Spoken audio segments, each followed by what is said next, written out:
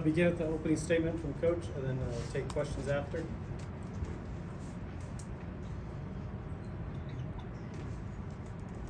Listen, it was a big night tonight for us.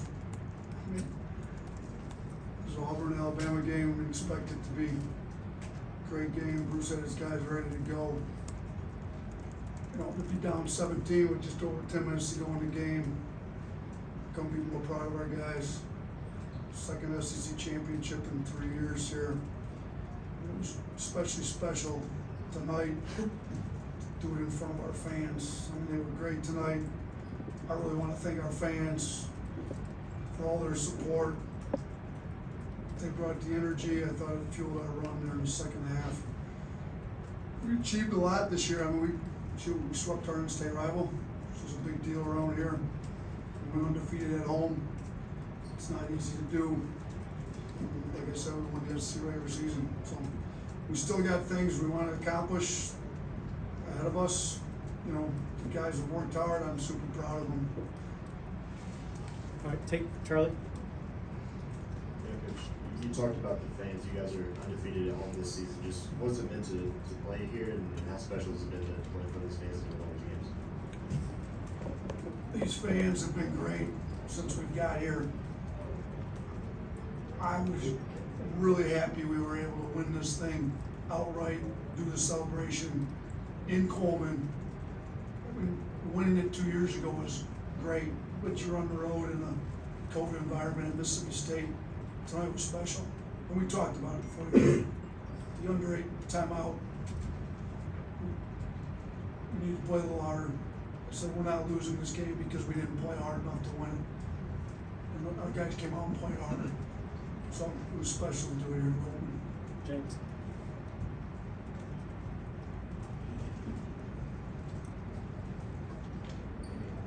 So there was some talk on Twitter that, you know, Jaden Quinerly may be the X factor for you guys in Tuscaloosa. Is that something you agree with? And just talk about his performance tonight. I can't be more proud of JQ. I mean, I told him, I told the team, we're getting the March version of JQ. He's definitely the X factor. He's played great for us, particularly in the second half, the last 2 games. I mean, he's obviously really talented. I mean, you look at his line tonight, you know, he ends up with 24 points, 6 assists, not 1 turnover, led the team in plus minus, plus 16.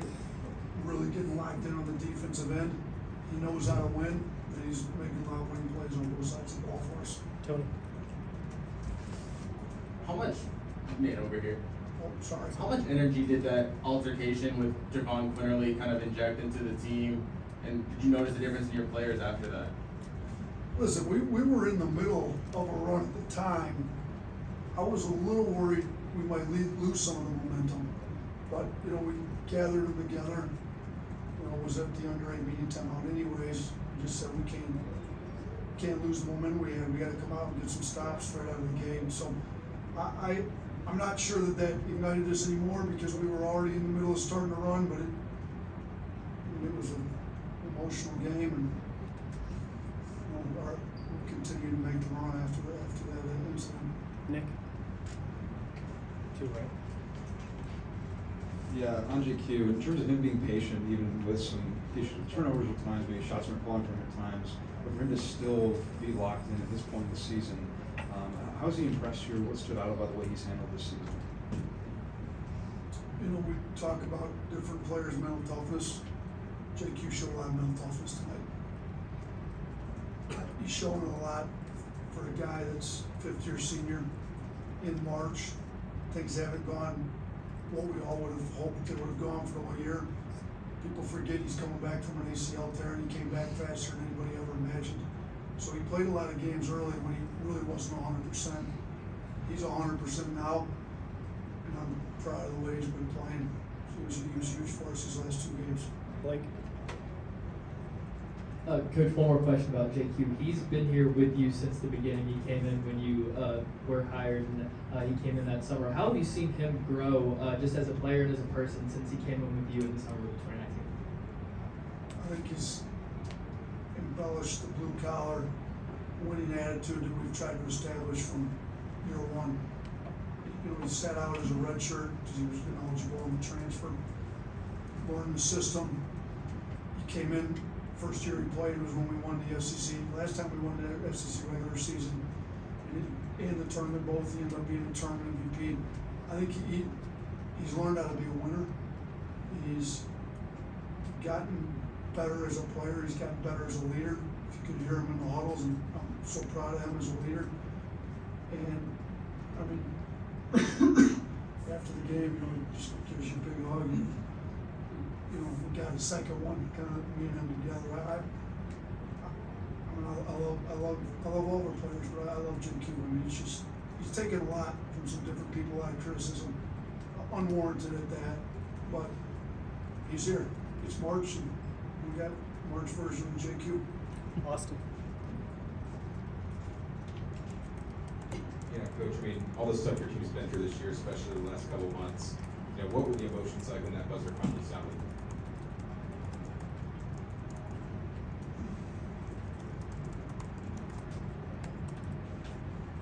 Listen, I just couldn't be more proud of this group, to be honest with you. I mean, obviously, it's a heartbreaking situation that's never lost on us. But kids have worked really hard. Winning the SEC is not an easy thing to do. I mean, look at the teams in this league. It's a great league. I just can't tell you how proud I am of this group, for sure. Chris, 2 more.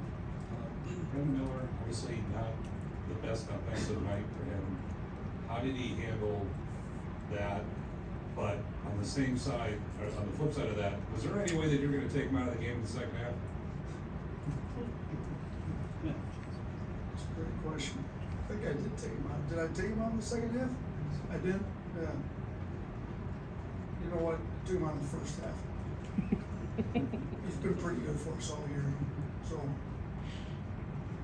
we're going to go with our guys at that point. Look, I'll say this. We chart the blue collar points. Brandon led the team. We had 90. We were down 10 in the blue collar points at halftime. We finished the game. We chart ours and team totals for Auburn. We finished the game on 15. So we flipped the whole thing by 25 blue collar points after halftime. Brandon led us with 23 and a half blue collar points. Got the hard hat tonight. Brandon finds other ways to impact the game other than just scoring. Stepped up to the free throw line. Made huge free throws down the stretch for us. Led the team in rebounding. Him and Clowney both had 17 and 8. He's a winner, and I'm proud of him. And we rode with our guys tonight. Last one, Chase. The last few minutes of regulation, and I think all of overtime, you went really small with Quinerly and Sears and Bradley all on the floor at the same time. What makes you comfortable going that small, especially with at that point Betty Yakov out of the game? Yeah, obviously we don't do it often. We said at the beginning of the year we could play those guys together because a lot of credit goes to Jaden Bradley for him. He didn't start second half, came in, I think maybe came in 8 minutes to go, somewhere in that range in the second half. Just told him we needed him to make as many winning plays as he could. He had that early turnover, rolled with him. I thought he made some tough plays. He's a winner. The finish he had at the rim, the free throws he made. Quinerly was playing great. Sears opened the second half great.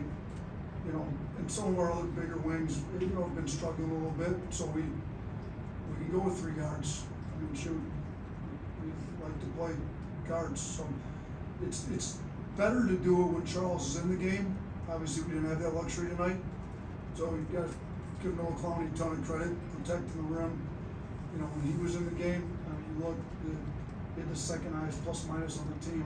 Quinerly was plus 16. Noah Clowney's plus 11. I talked to Noah yesterday about just let's impact the game in a winning way. Let's make sure we're better on offense and defense both when you're in the game. Thought he did an unbelievable job protecting the rim. When he plays like that, you can pair him with Brandon Miller, and those 3 guards are all playing hard. It's something we've gone with in the past, and we roll with the group that made the comeback for us tonight. Thanks, Coach. Appreciate you guys. Roll Tide.